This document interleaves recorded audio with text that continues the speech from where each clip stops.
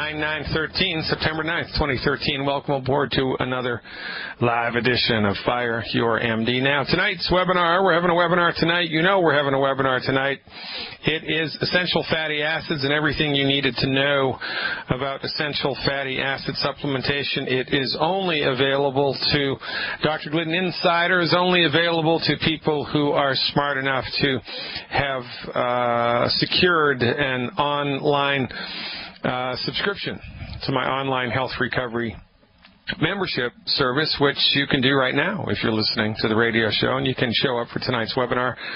$20 a month, cancel at any time. It'll be the best $20 you have ever spent. Now, you know, we talk about a lot. Well, actually, the only thing we talk about here at Fire Your MD now is the holistic perspective that we bring to the theater of health understanding, healthcare, health research, right? It's a holistic understanding.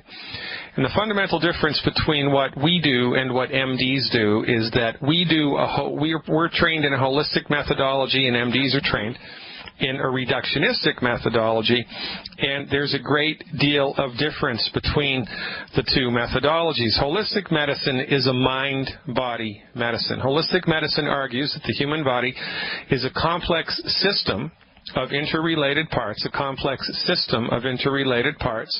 that there's a spiritual aspect to the human being, there's a mental aspect to a human being, there's an emotional aspect to a human being, there's a physical aspect to a human being, and that all four of these aspects are found rolled up into one great big giant package, which is collectively referred to kind of in shorthand as the body-mind, Now, you know, there's a number of ways to break down the body-mind thing. There's a number of ways you can approach somebody holistically. Science-based, clinically verified medical nutrition, which is what we talk about 90% of the time here on this radio show, is delivered holistically, because we don't treat arthritis, we don't treat high blood pressure, we don't treat type 2 diabetes, we don't treat illnesses, we treat people. I've helped thousands of people over the course of my career. Never once have I ever treated a disease.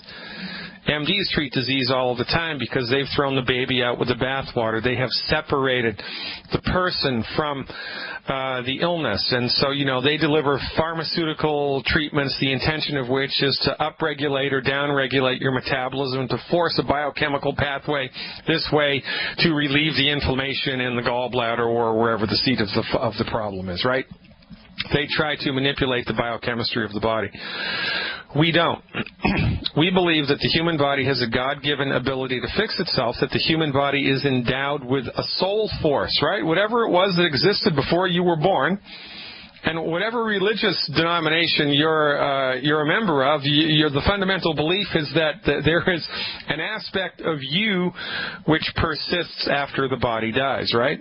Call it the soul, call it the spirit, call it your true self, whatever it is you want to call it, there it is. This is the fundamental difference between the holistic methodology and the reductionistic methodology, because MDs are trained to believe that there is no soul. Nobody's ever measured it. Nobody's ever seen it with an X-ray or a CT scan, and if you can't measure it to a reductionist, it doesn't exist. MDs believe that your consciousness is a function of biochemistry, and that once you're dead, it's all over, it's lights out. And if you have a problem with your mind, you know, you're depressed, or you have ADD or ADHD, or you're anxious or whatever, that your only possible solution is to mess with your biochemistry, because by changing the chemical cocktail of your brain, well, that's the only real way you can ever fix anything that has to do with mood or feeling, right? It's, you know, it's like have a shot of tequila and your depression will go away. This is the methodology that the MD brings to bear.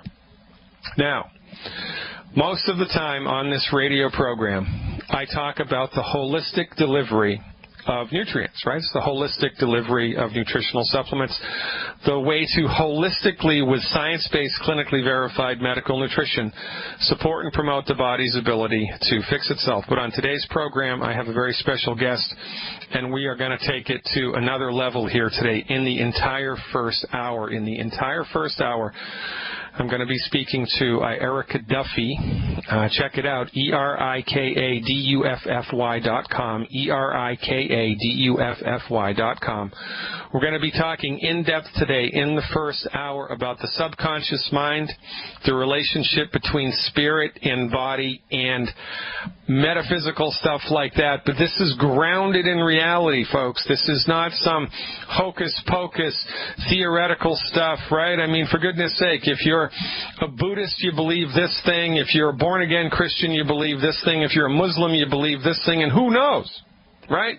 Because the only way that you're going to know whether you're right or wrong is once you die, right? It's post-mortem realization. Well, there's no way to prove that. We're not talking about theoretical stuff here. We're talking about very down-to-earth metaphysics. How about that? Down-to-earth metaphysics and the relationship between the subconscious mind and your physical health. It is my great privilege and honor to introduce to my listening audience Dr. Erica Duffy. Hello, Dr. Duffy. How are you doing today? I'm fine, Dr. Glidden, and how are you? Fantastic. So tell the listening audience a little bit about who you are and, in kind of an encapsulated nutshell biography. Well, I got involved with the holistic field because many years ago I suffered in childhood experiences, had a traumatic childhood, which left me with beliefs and attitudes about my self-life that were false. That was an unconscious story that I was telling myself, which therefore created choices and decisions of a lifestyle that provided me with many opportunities, such as, and it's good now, but at the time it wasn't. I suffered with PTSD. I suffered with, at one point I was blinded, and at one point I was crippled. Another time I almost needed a colostomy, and I went through an awful lot of physical and emotional problems, which created me to go internal and find out unconsciously what I was telling myself, and actually healed myself. And the understanding of the unconscious and how it creates or allows our own reality makes it so much more worthwhile and tangible and empowered to know that you can actually change your reality based on you shifting your programming. So I got involved in that many years ago. Interesting. So your experience as a child was that because of the extracurricular stress of life, because of bad stuff that had happened to you as a child, that made your conscious mind start to think in a particular way, and you developed belief systems about yourself that weren't really based in reality. They were based in your experiences and the things that had happened to you as a little girl. And I suspect that it's the same with every single one of us, and that we carry a lot of that old baggage through into our adulthood without even recognizing it. Am I kind of sort of on the right track there? Oh, yes, absolutely. And this is across the board with everyone. And your reality is created by your unconscious. So when we have it doesn't even matter. I mean, if you have different things happen, but your programming also comes from society and what your authority figures teach you, and then you need to make sense of it as a child. So we don't say, oh, gee, mom and dad have issues. We say, what's wrong with me? Right. And we internalize it as a child, and therefore we make those choices and decisions based on those internal and unconscious dialogues that we tell ourselves. That becomes a reality from choices and decisions that we make from the conscious mind. Very, very interesting. Now, so what you're saying here, and correct me if I'm wrong, is that the subconscious mind often is the architect of how we come to exist in the world, and it's the stuff that happens to the subconscious mind at a very early age that sets us up on a particular psychological track that then we're on automatically for the rest of our life, unless we learn how to leverage our subconscious mind in order to affect changes in the here and now. Is that correct? Absolutely. There's three parts of the mind. There's the unconscious, which stores beliefs and attitudes. Subconscious stores emotions and thoughts. And consciously, we make those choices and decisions. So we're not even aware that every single day we're making choices and decisions about programming. So think of your mind as a computer, and you're programming from whatever you experienced or whatever was taught to you or both is a program. And quite simply put, we change the programming. And once you change the programming, great health, great abundance, great love, anything can occur based on you changing the programming, because we don't allow we allow our create from our unconscious. So the more conscious I help a person get, the more they can change their programming, because you don't repeat the same patterns over and over again. The beautiful part about all this, though, is that when I realized this, I wanted to stand at the top of a rooftop and scream, "I have the golden key, folks. This is astounding. You create your own reality. You're not even aware of it, based on your subconscious and unconscious emotions and thoughts." And see, we live in a society right now that we suppress all these emotions, but yet we heal from the emotional body. So if you have programming that provided you as a child from feelings that you internalize, those feelings are the ones that create you to make those choices and decisions. So the more we live in this allopathic society where people say, "Oh, emotions, oh, for heaven's sakes, suppress them, for heaven's sakes. We need to suppress all these emotions." No, we need to bring these emotions up, because emotions are energy that you can see. You can be the observer of them. And you can actually eliminate them and change your old perception. And once you eliminate them, then you can think clearly to make the right choices and decisions to move forward for a happier, more abundant life. So it's kind of like lifting up the hood of your mind and getting in there and giving yourself a mental tune-up on the subconscious level, which is then going to have positive effects everywhere else in your life. I love it. Ladies and gentlemen, we're up against a hard break here. Coming back with Dr. Erica Duffy with more mind-body stuff, and we're going to get into some nitty-gritty when we come back. Stick around. I am Dr. Peter Glidden. Today is September 9th, 2013, and guess what? It's the luckiest day of your life. You've tuned in to Fire Your MD Now. Stick around. Boom! That's how we do it. Dr. Erica Duffy today talking about the mind-body connection, and I want to share with you something that every holistic doctor in the world knows, certainly anybody that's ever practiced acupuncture or homeopathy.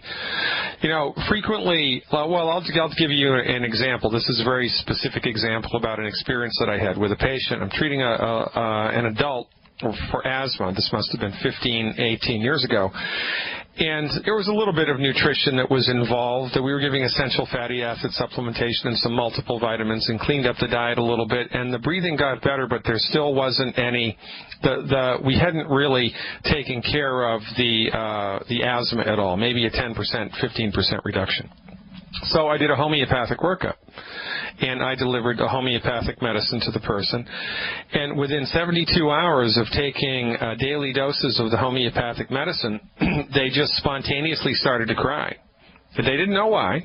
There was just a spontaneous release of all of these tears that apparently had been inside their body-mind for a long, long time, because of the emotional response in a living, breathing human being is a circle, right? You give the baby a lollipop, the baby smiles. You take the lollipop away, the baby cries. It's stimulus response. This is a normal, healthy emotional response. There's a stimulus and then there's a response. But in the Western culture, especially in the United States in the 50s and the 60s and the 70s, we were taught to suppress the emotion. You know, don't get mad, don't cry, big girls don't cry, big boys don't cry, whatever. Just keep it all in. So there's a stimulus but no response. And when there's a stimulus but no response, the energy of the emotion piles up inside like carbon dioxide in a soda pop. And eventually it's going to boil over and come out. Now, the interesting thing is that when people get on board with the appropriate holistic therapeutic, whatever it is, whether it's neuro-linguistic programming or subconscious refocusing or acupuncture or homeopathy or Reiki, whatever, oftentimes what we'll experience, what we see people experience, is an emotional response out of nowhere. And as soon as that emotion clears, And then in this person's case, the asthma was gone.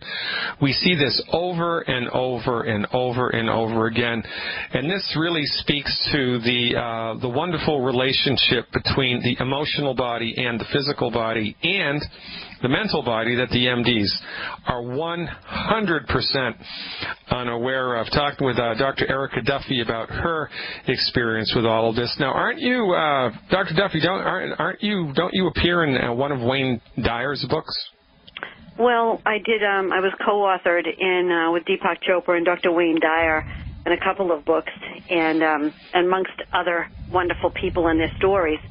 And the interesting story about that was the publisher contacted me and said, would you do me the honor? Would you write a story, a wonderful testimonial in there, a good story? I said, oh, sure, I've got tons of great testimonials from my clients. He said, no. We don't want their testimonial. We want your testimonial. And I'll tell you, I turned white as a sheet and just almost fainted because my husband at the time said, what the heck happened to you? What's going on? And I said,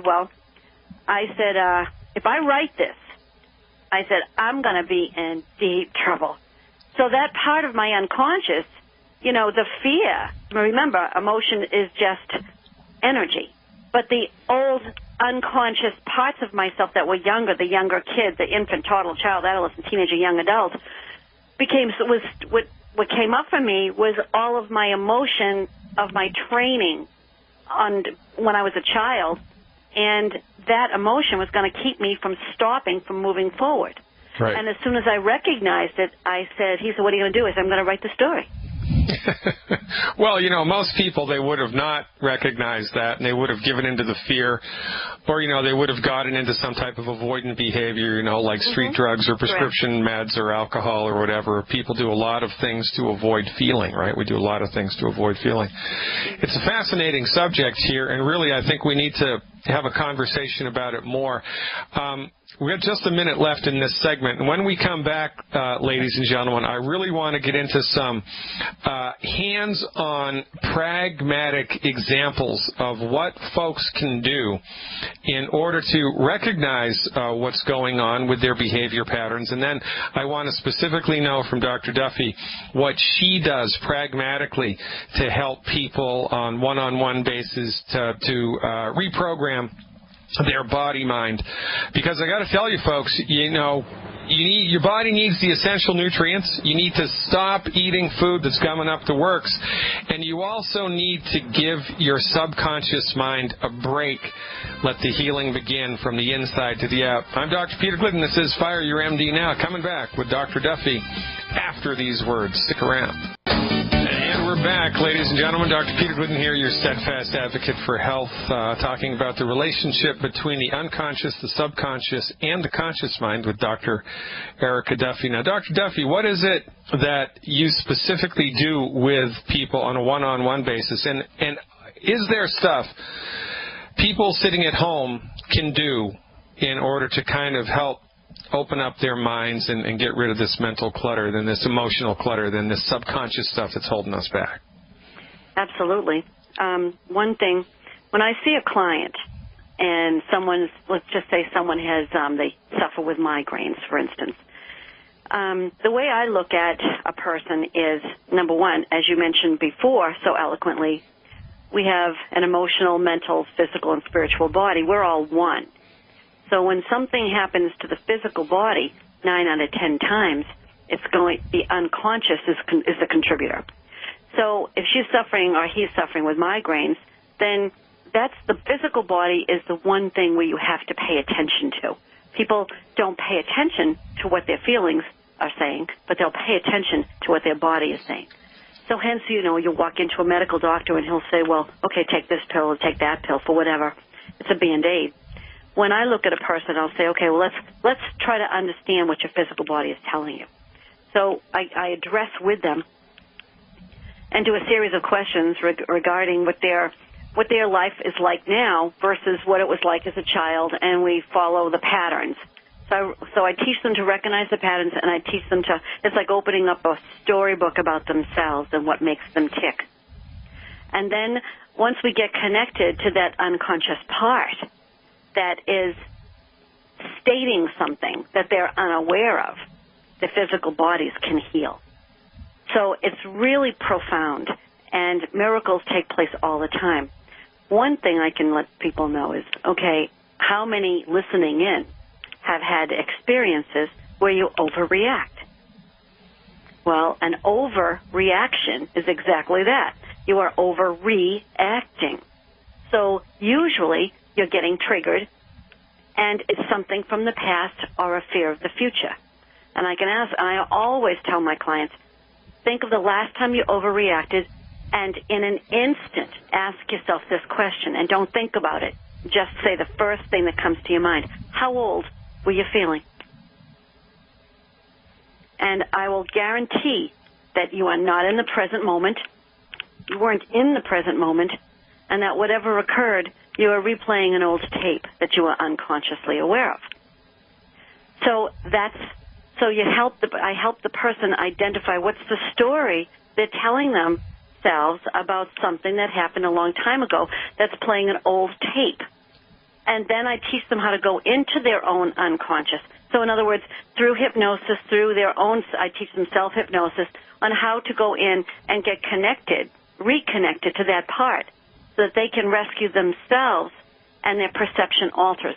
The mind can't tell fact from fiction. It just says, it does what you tell it to do. So once you can change the perception of the unconscious, then you feel empowered, and your lifestyle, immediately your life will start to change, and it will alter according to your will. It's pretty miraculous. Now, from your point of view, what's the difference between self-hypnosis and meditation? I mean, what are the distinctions there? Not really any distinction. It's just what you want to. Meditation is a form of self-hypnosis. Just like people have been driving in their cars forever, how many times have we missed an exit? And that's highway hypnosis. Or how many times do we daydream, especially as a child? Well, that's a natural form of self-hypnosis. And we are taught as a child to not go into to not do that, that we're over-imaginative. And we learn to suppress all these things, yet that's where life is, in the unconscious. Yeah, it's fascinating, isn't it? Someone sold one of my most favorite quotes that I've just never been able to let go of this. I've been a meditator since I was 13 years old, much to my parents' chagrin when I started it, by the way.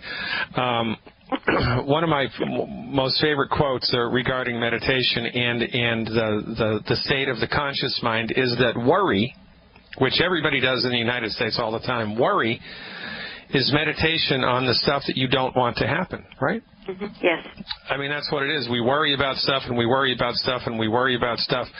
And we don't want it to happen, but we're thinking about it all of the time. What are some pragmatic, hands-on things that people can do when they find themselves caught up in that kind of worry roller coaster? Is there anything that we can do pragmatically?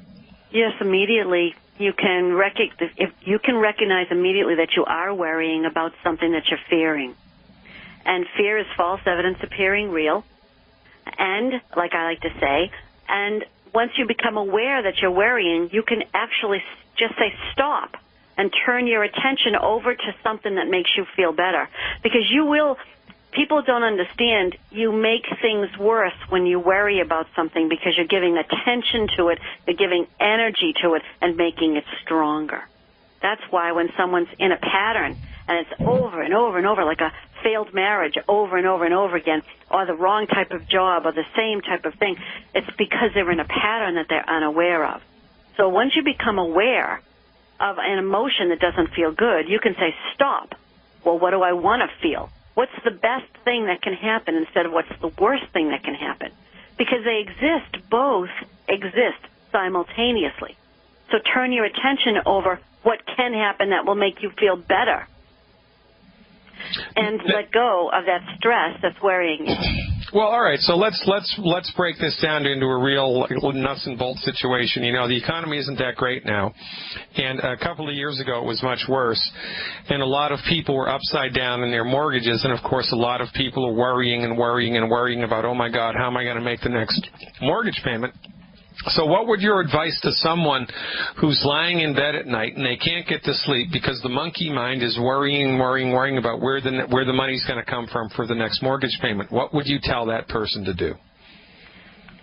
Well, the first thing I would say is it's not easy, and I would totally understand where they're coming from. And their worry, absolutely, is understandable. But what I would tell them to do is that this is an opportunity that they can look at for themselves, that they wouldn't be placed in this situation if they couldn't handle it. So there's an opportunity here. And the first thing I would do is help them to learn meditation, or i.e. self-hypnosis, so they can calm the mind down, because it is a physiological fact that when you worry, the mind speeds up. And when it speeds up, it literally cannot think straight.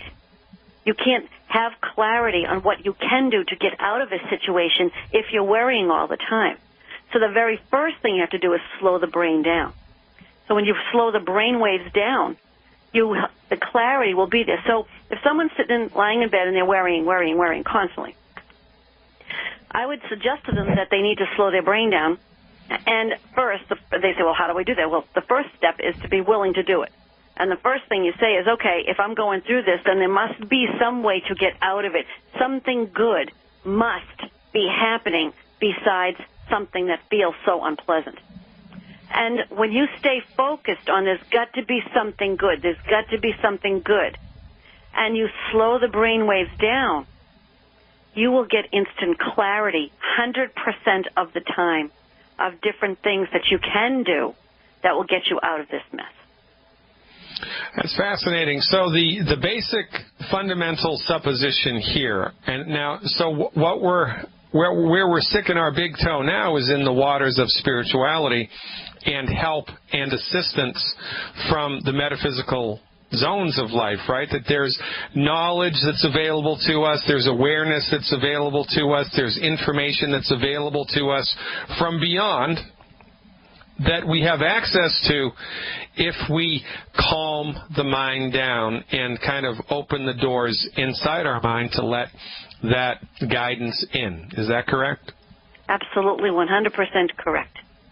Yeah, and this is a very interesting thing to talk about. Now, folks, right, we all talk about, most people in the world have some type of a religious background, right? You were brought up with a particular religious orientation. You're Jewish, or you're Catholic, or you're born-again Christian, or you're Baptist, or you're a Muslim, or you're Hindu, or whatever.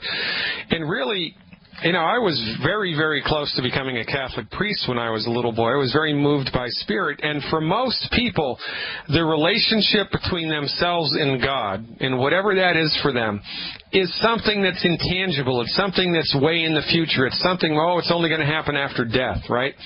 But what we're talking about here today with Dr. Duffy, and which is our experience across the board 100% of the time in holistic medicine, is that your relationship to God and your relationship with your spirit and your relationship with that which existed before you were born and which will persist after you die is capable of and wants to help you right now, today, at this very moment in time. It doesn't have to be something you have to wait until you die to experience. And because of the way that the mind is made, and because of the way that the biochemistry of the human body is, and because of the relationship between breathing and brain waves and metabolism and heart rate and all this other stuff, because this is all one giant holistic phenomenon, there's stuff that you can do, very pragmatic steps that you can take. Like if you wanted to build big arm muscles like Arnold Schwarzenegger, well, what do you have to do? You have to go to the gym and do specific exercises for your biceps, and you have to do it every other day, for 2-3 years, and you have to take the right nutritional supplements to give your muscles the stuff that they need to get bigger, right? Well, that's easy to understand. Well, guess what? There's other stuff that you can do. The same way that you would build a muscle is to build your relationship between your conscious mind, your subconscious mind, your unconscious mind, and all of that stuff that exists behind it all which, we're going to loosely refer to here as the spiritual zones. This is why people pray, right? In order to gain access to this aspect of life. And one of the things, this is when I had this realization, my head exploded. Most people have a very kind of old-fashioned, outdated, even juvenile understanding of metaphysics. They hear metaphysics, and they have no idea what that means. They think Ouija boards. They think, I don't know, so I have to hang crystals or something, this, that, and the other thing. But really, metaphysics is as practical as it gets. And here's a perfect example. Do you love your mother? Well, if your answer was yes, you just had a metaphysical experience. Because metaphysics, by definition, is that stuff about life which is unmeasurable, unquantifiable. And there's no possible way on God's green earth you can prove that you love your mother. You know that you do, but you can't prove it. And because you cannot prove it, therefore, by definition, it is a patently metaphysical experience. And this is what we're talking about. Physics and metaphysics are intimately woven into the very fabric of life. It affects your mind, it affects your body, it affects your physiology. And you can impact you can impact your mind by doing stuff to your body, and you can impact your body by doing stuff to your mind. And this is what we're talking about today with our very special guest, Erica Duffy. Stick with us. We're coming back with Dr. Duffy to finish out the first hour. And then in hour two, I'll be taking your calls, 866-582-9933. This is where smart people come to learn about how to recover their health. I'm Dr. Peter Glidden. Stick around. Welcome back, everybody. Dr. Peter Glidden here with you on the 9th day of September 2013, talking to Erica Duffy. So, Dr. Duffy, in the last 5 minutes here, I'll let you take us out of this segment. Tell the listening audience what it is that you'd like them to know about the relationship between the subconscious mind, the conscious mind, and what the potential for creating a really awesome, positive experience of life is. Well, I was thinking about that during the commercial break, and this is what I'm going to say. This is very important because when I found this out, like I said, I just wanted to shout this out to everybody. Let's keep it really simple. If we can help understand that our mind and our bodies are one, and that when you feel good, your vibration is up, your energy is up, your immune system is up, you feel great, your supplements will work, your healing occurs, you're feeling happier. If you're worried and you're stressed and you're angry and you're bitter, and this happens all the time, I mean all the time, it's ongoing, then it's going to lower your energy, your health will be deprived, it will hurt your immune system, the adrenal glands will be taxed, and when you're a lower vibration, when you're a lower energy, you attract lower energies in. This is where disease occurs, folks. So this is why it works so well, even working with supplementation. Because when you have the mind-body connection and you're feeling better and you allow yourself to heal, then you give yourself permission. And when you're on the track of feeling better and determined to feel better and focusing on your feelings and dealing with your issues, then your immune system is higher and your health improves and everything will come around to that.